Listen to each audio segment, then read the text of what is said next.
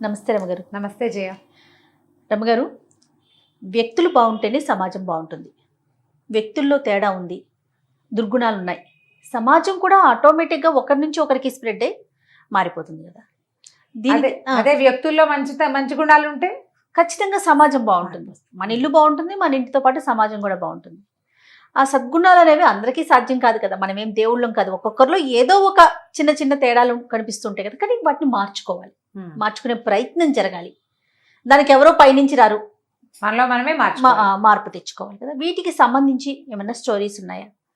ఎందుకంటే ఇలాంటి కథలు చెప్తే పిల్లలకి నేటి సమాజం వాళ్ళే కాబట్టి, రేపటి సమాజం వాళ్ళే కాబట్టి, పిల్లలకు కాదు ఇది పెద్దవాళ్ళకి కదా. తప్పకుండా. ఒక వర్తకుడు ఒక ఆయన ఉండేవాడు ఒక ఊళ్ళో. ఆయనకి 7 కొడుకులు. 7 కొడుకులకి పెళ్ళిళ్ళనే, పెద్దవాళ్ళు 6 అయితే ఆఖరి అబ్బాయి పెళ్లి చేశారు. ఈ 6 కోడలు కాకుండా చివరి కోడలు చిన్నపిల్ల. ఈ పిల్ల చాలా మంచి గుణాలు ఉన్న పిల్ల. వాళ్ళ కుటుంబం చాలా మంచిది. వాళ్ళ ఊర్లో ఉత్తమోత్తమ గుణాలు కలిగిన కుటుంబంగా పేరుపడ్డ కుటుంబం నుంచి 7వ కోడల్ని తెచ్చుకున్నారు. చక్కగా పిల్ల అందంగా మటసంగా బాగుండేది. అయితే ఏంటట, ఈరోజు ఏవో పని వాళ్ళు వీళ్ళు ఎవరి పనులు వాళ్ళు చేసుకునేవాళ్ళు. వర్తకులు కదా, వ్యాపారం కూడా నడిచేది బాగా. కొట్టేదో ఉంది వాళ్ళకి. మగ పిల్లలంతా కొట్టు వ్యవహారం చూసుకునేవాళ్ళు, వ్యాపారం సంగతులు. తండ్రి కొడుకులు వ్యాపారం చూస్తే అత్త కోడళ్ళు ఇల్లు వాకిలి గమనించుకునేవాళ్ళు అనమాట. వంట చేయాలి రోజు. నువ్వంటే నువ్వు అని అత్త కోడళ్ళంతా వాదించుకుంటూ ఉండేవాళ్ళు. వంతులు కోడళ్ళకి. ఈ వంతుల్లో నా వంతు వచ్చినప్పుడు, నాకు తలకాయ నొప్పిగా ఉన్నప్పుడు నువ్వు సహాయం చేయలేదు కాబట్టి, నీ వంతు వచ్చినప్పుడు నేను ఎందుకు చేయాలి, నేను బాగున్నా కూడా అని ఇలా వత్సందాలు పోయేవాళ్ళు. ఆ వంటకి ఎప్పుడు దీర్ఘాలే, సనుకోటాలే, చేసి అవతల పారేయటాలే, తగలబెట్టటాలే అవే ఉండేవి. మాడగొట్టటాలు అవి ఉంటూ ఉండేవి. అయితే చిన్న కోడలు కొత్తగా వచ్చింది కదా, అది చాలా చక్కగా ఉత్సాహంగా కాపురానికి రాగానే పొద్దున్నే స్నానం చేసేసి వంటగదిలో చేరేసరికల్లా అత్తగారిని, అమ్మాయి నువ్వు చిన్నపిల్లవి, నీ పైన 6 ఉన్నారు, ఎందుకే నీకు ఈ వంట పని, హాయిగా కులాసాగా ఉండు, ఈ గదిలోకి వెళ్ళు, నీ దారి నువ్వు ఆడుకో అంది. పిల్లలతో కబుర్లు చెప్పుకో అని చెప్పింది. చెప్తే అత్తగారు వెళ్ళంది, అయ్యో అదేంటండి, వంట చేసి మన వాళ్ళు 4కి పెడితే కదా, అసలు ఎవరికైనా పెట్టడం అనేది ఎంత పుణ్యకార్యం. బయట వాడెవడికో పెడితేనే పుణ్యం వస్తే, మన ఇంట్లో వాళ్ళకి చక్కగా వండి వడ్డిస్తే ఎంత పుణ్యం, ఎంత సేవ, భగవత్ సేవ. నేను చేస్తానండి అంది. పిల్ల బహుముచ్చటగా వంట చేసేసింది, అటు ఇటు చూడకుండా. అందరూ అబ్బా చిన్న కోడలు ఎంత బాగా వండింది అన్నారు. అత్తగారు అనుకుంది, మోసిని చిన్నపిల్ల, దీనికి భలే తెలుసు, నిజమే కదా, ఈ కోడలతో చేసినానేమిటి నేను, ఆ వంట ఏదో మనమే చేస్తే ఆ మంచి ఏదో నాకే వస్తుందని. మర్నాడు పొద్దున మూడో కోడలది వంట, 4వ కోడలు సహాయం. వాళ్ళిద్దరూ స్నానం పానం చేసి చక్కగా అలంకరించుకుని వచ్చేసరికి అత్తగారు వంటింట్లో గరిటె తిప్పుతుంది. అదేమిటండి అత్తగారు మీరు వచ్చారు, ఎందుకండి అన్నారు. ఈ లోపల పెద్ద కోడలు వచ్చి, అదేమిటి అత్తయ్య మీరు వంట చేయటం, మేము 6-7 ఉంటేను అనేసరికల్లా ఆవిడేమంది, మీరు ఊరుకొండరా, సహాయం చేద్దురు గానిలే, ఇంత పెద్దదాన్ని అయ్యాను, నా చేత్తో వండి వడ్డించుకొని ఇవ్వండి నా పిల్లలకి నా భర్తకిను అన్నది. అనేసరికల్లా వంట రోజు ఆవిడే చేసేయటం మొదలుపెట్టింది. వీళ్ళు అత్తగారు వంట చేస్తుంటే వత్సందాలు ఎట్లా పోతారు, పెద్ద ఆవిడ వంట చేస్తుంటే ఎవరు ఆ సమయానికి వస్తే వాళ్ళు సహాయం చేయటం మొదలుపెట్టారు. ఇక చిన్న కోడల్ని వంటలోకి రానివ్వాల. చిన్న కోడలు ఆలోచించుకుంది, ఏం పని చేయటల్లా మనం ఏదైనా చేద్దామని ఏం చేసింది, మూల తిరగలి పెట్టుంది. అదేం చేసింది, వంటింట్లోకి వచ్చి ఒక 4 సోలలు గోధుమలు తీసుకుని ఆ తిరగలు పట్టుకెళ్ళి గదిలో వేసుకుని దాంట్లో పోసి చక్కగా విసరటం మొదలుపెట్టింది. పిండి విసిరేసింది, ఇంత పిండి విసిరేసరికల్లా అత్తగారు చూసింది.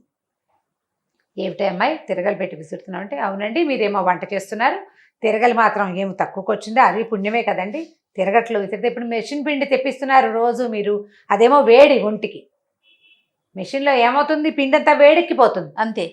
ఇప్పుడు ఈ తిరగట్లో పిండి చలవ చేస్తుంది, ఎంత బాగుంటుందో. చక్కగా తిరగలు పెట్టి విసిరితే మనకు కూడా భగవత్ సాన్నిధ్యంలో ఉన్నట్టుంటుంది. సంసారము జీవితము ఆ రెండింటి మధ్యలో నలిగే జీవుడు పిండి ద్వారా వస్తే పిండి బయటకు వచ్చేసి జీవుడికి విముక్తి వచ్చినట్టు. ఎంత అద్భుతమైన క్రియ, చాలా పుణ్యం అండి, నన్ను చేయనివ్వండి అత్తగారు ప్లీజ్ అని అనేసరికి అత్తగారు, అవురా దీనికి ఎంత బాగా తెలుసు, తిరగలే కదా అనుకుని ఆవిడేం చేసింది, ఆ రాత్రి ఏమో చిన్న కోడలు ఆ విసిరిన పిండితోటి రొట్టెలు చేస్తే, రొట్టె ఎంత బాగుందమ్మా, ఇంత మృదువుగా ఉన్నాయి ఏమిటి రొట్టెలు అని అందరూ ఆశ్చర్యపోయారు. వాళ్ళు ఎక్కువ రొట్టెలు తినేవాళ్ళు. ఆ చేసిన పిండి అంతా రొట్టెలు చేస్తూ తినేశారు.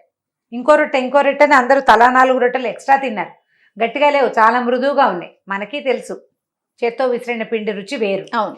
దాంతో సరే అత్తగారు ఏం చేసింది, ఆవిడ కూడా ఎక్కడి నుంచో తిరగలు తెప్పించుకుని చాట్లో పడేసుకుని విసట్ట మొదలెట్టింది. కోడళ్ళు వచ్చి చూశారు, ఏమిటి అత్తగారు మీరు ఈ పని చేస్తున్నారంటే, అమ్మాయి నన్ను చేసుకోనివ్వండి, ఇది పుణ్యకార్యం, పైగా తిరగట్లో విసిరిన పిండి ఒంటికి మంచిది, రాత్రి చూసాం కాదు అందుకని నేను చేస్తానండి. ఈ అత్తగారు విసురుతుంటే మనం మానటం ఏంటని అందరికీ పుట్టిళ్ళ నుంచి తిరగళ్ళు వస్తాయి. సారి ఇచ్చినప్పుడు తిరగలి, రోలు, రోకలి, కొంచెం అవన్నీ ఇస్తారుగా. తమ గదుల్లో మూల బారేసున్న తిరగళ్ళు దుమ్ములు దులిపారు కోడళ్ళంతా. ఇంత విసిరితే ఎంత పిండి వచ్చిందో అది తెల్లారేసరికి కలిపోడు పిండి. ఇదంతా ఏం చేసుకుంటాం, అందరూ విసురుతున్నారు, ఈ పిండి అంతా ఏం చేస్తా అంటే చిన్న కోడలు, చిన్నపిల్ల కదా చురుకు కదా, షాప్లో పెట్టండి, దుకాణంలో చేత్తో విసిరిన పిండి అని కనుక పెడితే చక్కగా అమ్ముడైపోతుంది. మెషిన్ పిండి కంటే ఇది మంచిది, చుట్టాలు పక్కాలు కొనుక్కుంటారు కాదు, మంచిదే, అది మంచిదే, మనకు పుణ్యం. అది పట్టుకెళ్ళి పెట్టి రోజు వీళ్ళు విసురుకోవటం మొదలుపెట్టారు. మధ్యాహ్నం భోజనాలు చేశాక తలా 1 గంట వాళ్ళ తిరగలు వేసుకుని కాసిన గోధుమలు పోసుకుని విసిరేస్తారు. ఇంట్లో వాడతారు, మిగిలినవి దుకాణానికి వెళ్ళిపోతాయి. ఈ అమ్మాయి ఏమనుకుంది, ఇదేమిటి వీళ్ళంతా కలిసి తిరగలి పని చేసేస్తున్నారు. తిరగలి కాదు, మనం స్పెషల్గా ఏదైనా చేయాలనుకుని ఏం చేసింది, వాళ్ళకి పెద్ద బావుంది బయట. పనివాడు ఏం చేస్తాడు, ఒకడు వచ్చి పొద్దున్నే నీళ్లు తోడి అందరికీ ఎవరి గదుల దగ్గర వాళ్ళకి నీళ్ళు కావాల్సినవి పెడతాడు, తొట్టెల నిండా నింపుతాడు. వంటింట్లో కొన్ని వంటింటి దగ్గర ఒక తొట్టు ఉంటుంది, అందులో పోస్తాడు. మంచినీళ్ళ బిందెలు ఏర్పడతాడు, పూజాల్లో పోసి అబ్బాయి గారుల గదుల్లో పెడతాడు, అన్నీ చేస్తాడు. ఈ అమ్మాయి వాడు లేచేసరికల్లా టపా మొత్తం నీళ్ళని తోడు వారేసేసింది, ఆ బకెట్లో అన్నీ నింపేసింది. బయట పెట్టిన కూజాలు వాడు పొద్దున్నే కూజాలు కడిగి పట్టుకొస్తాడు, మిగిలినవి ఖాళీ తీసుకొచ్చే లోపల అన్నీ నింపేసి వాడి పని చేసేసింది. ఓ పక్కన కూర్చుని ఉన్నాడు. ఈయన మామగారు వచ్చి, ఏమిటి మీద నువ్వు ఖాళీగా ఉన్నావు, పని లేదు, నువ్వు నీళ్లు తోడదంటే, కాదండి చిన్నకోళ్ళ గారు నీళ్లు తోడిస్తుంది అన్నాడు. అనేసరికల్లా ఈయన పోయి భార్యని అడిగాడు, ఏమే చిన్న కోడలు నీళ్లు తోడింటే, ఇంత పిల్ల ఇన్ని నీళ్ళు ఎట్లా తోడిందే, ఎందుకు నీళ్ళన్నీ తోడుతోంది, పనివాడు ఉన్నాడు కదా అన్నారు. అనేసరికల్లా అత్తగారు, అమ్మో ఇదేదో మర్మం ఉంది, దీనికి తెలివి ఎక్కువనే అడిగేసరికల్లా నీళ్లు తోడడం అనేది ఎలాంటి ప్రక్రియ, ఎంత అద్భుతమైన విషయం. ఇంటిలిపాదికి కావలసిన నీళ్లు, జలదానం అంత దానం ఇంకొకటి ఉందా అసలు? వంట చేయనివ్వలేదు, పిండి విసరలేదు, అత్తగారు మీరు ఊరుకోండి, నన్ను నీళ్ళు తోడుకొనివ్వండి ప్లీజ్ అంటే. అనేసరికి ఈవిడనుకుంది, ఓహో నీళ్లు తోడడం కూడా దానం కిందకు వస్తుంది. పిల్లకి చాలా తెలుసు, వాళ్ళ పుట్టింట్లో బోళ్ళని ఉన్నాయి పద్ధతులు.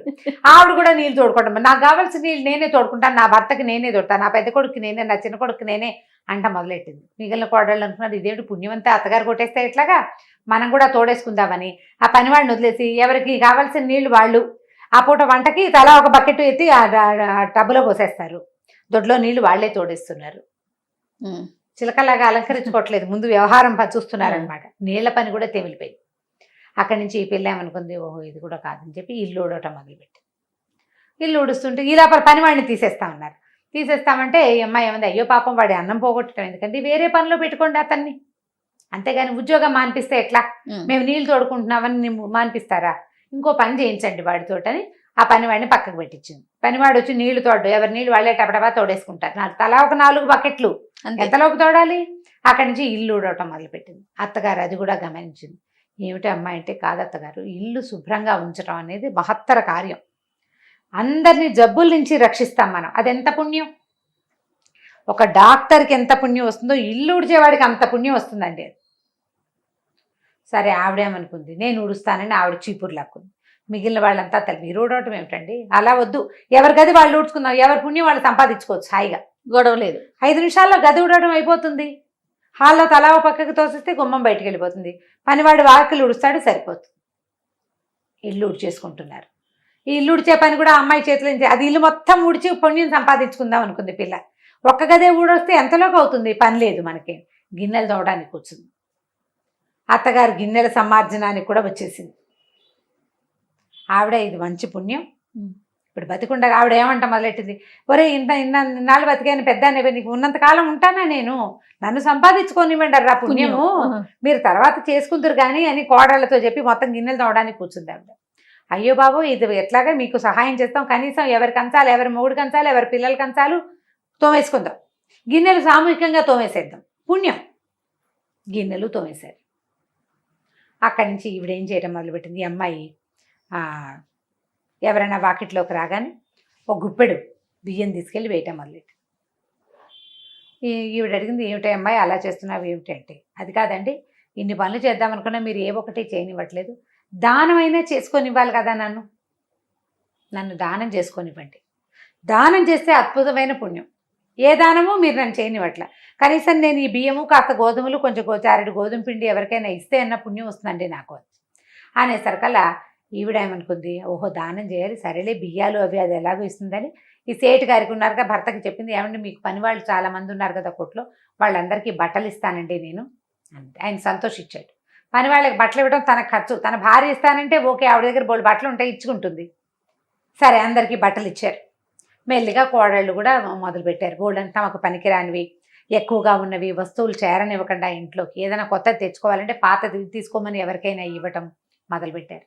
వీళ్ళింట్లో నిరంతరము చకచకలాడుతూ ఎవరి పనులు వాళ్ళు చేసేసుకోవటము, పెద్దగా మాట్లాడుకోవటానికి మాట్లాడుకుంటారు, పోట్లాడుకునేందుకు అవకాశం లేదు, టైం లేదు. గోధుమ పిండి విసిరేస్తారు, కొట్లోకి వెళ్ళిపోతుంది. అమ్మిన డబ్బంతా మామగారు కోడళ్ళకి ఇవ్వటం మొదలుపెట్టారు. వీళ్ళ చేతుల్లోకి డబ్బులు వస్తున్నాయి, వీళ్ళు గుడికి గోపురానికి వాకిట్లోకి వచ్చిన ముష్టివాడికి దానం చేస్తారు. సంపద ఇతోధికంగా రావడం మొదలుపెట్టింది. సంపద రాదు మరి, ఇస్తుంటే వస్తూ ఉంటుంది కదా. చుట్టుపక్కల వాళ్ళ సమాజంలో ఈ శెట్టిగారి సమాజం జనం అంతా చూడడం మొదలుపెట్టారు, ఏమిటి వీళ్ళ ఇంట్లో ఏదో చేస్తున్నారు అని.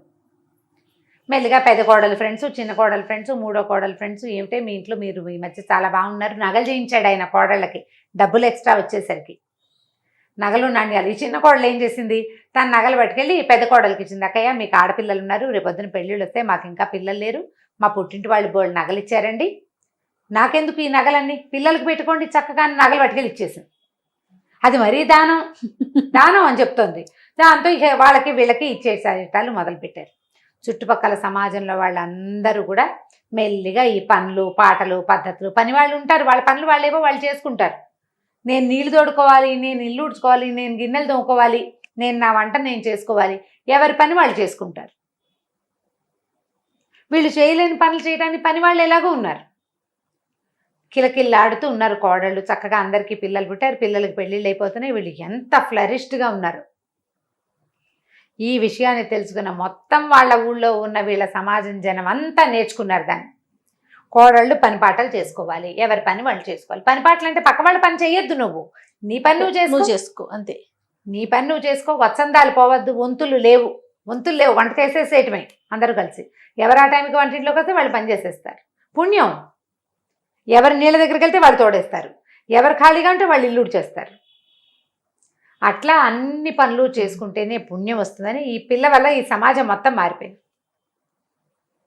మనం ఇప్పుడు చూడు, ఒకళ్ళు వాషింగ్ మిషన్ కొనుక్కుంటే మన ఫ్రెండ్స్లో వీలుగా ఉందని అందరం కొనుక్కుంటూ ఉంటాం, ఒకళ్ళు మిక్సీ కొంటే అందరం కొనుక్కుంటాం, ఆ మిక్సీ బాగుంటుంది. ఒకళ్ళు ఇప్పుడు వాక్యూమ్ క్లీనర్ కొంటే అందరూ వాక్యూమ్ క్లీనర్లు కొనుక్కుంటూ ఉంటారు. ఒకళ్ళు ఒళ్ళొంచి పనిచేస్తే ఇంకోళ్ళు ఒళ్ళొంచి పనిచేస్తారా?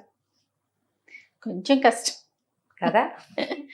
ఉద్యోగాలు చేస్తారు, ఉద్యోగాలు చేస్తున్నాను జయ మనం కూడా. అప్పుడు పరిస్థితి వేరు, ఇప్పుడు పరిస్థితి వేరు. ఆడపిల్లల్ని చదివించటము, ఒకళ్ళని చూసి మెల్లిగా అందరూ మొదలుపెట్టారు. అమ్మాయిల్ని ఉద్యోగాలకు పంపించటము అందరూ మెల్లిగా మొదలుపెట్టారు. కాస్త లేటుగా పెళ్ళిళ్ళు ఇవాళ రేపు ఎవరు చేస్తున్నారు అని ముక్కు పుడక కుట్టించడం. నేను మా సచివతికి 2 ఆడపిల్లలు ఉన్నారు, చిన్నప్పటి నుంచి వాళ్ళని మేమే చదివించాం, మా దగ్గరే ఉన్నారు, పెద్దవాళ్లే పిల్లలు. నాకు ఆ ముక్కు పుడక సరదా, మాకు అమ్మాయిలు లేరు కదా, అందుకని ఏమో ఇవాళ రేపు ఎవరు కుట్టించుకుంటున్నారమ్మా వద్దు అంటుంది.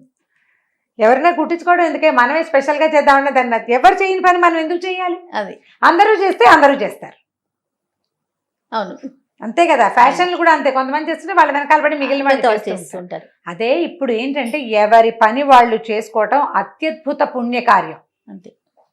అందులో ఒకళ్ళని ఇబ్బంది పెట్టేది ఉండదు, ఇంకొకరి మీద ఆధారపడేది ఉండదు. కాబట్టి ఇలా సమాజాన్ని మార్చుకోవాలి. చాలా బాగుంది, సూపర్ రమ్మగారు. చిన్న కోడలి కదా, మంచి తెలివైన పిల్ల, చాలా బాగుంది రమ్మగారు. ఇంకొక స్టోరీతో మళ్ళీ కలుద్దాం. నమస్తే. నమస్తే జయ. ఇక ఈ వీడియో కనుక మీకు నచ్చినట్లయితే లైక్ చేయండి, షేర్ చేయండి. మరిన్ని వీడియోస్ కోసం మా ఛానల్ని సబ్స్క్రైబ్ చేసుకోండి.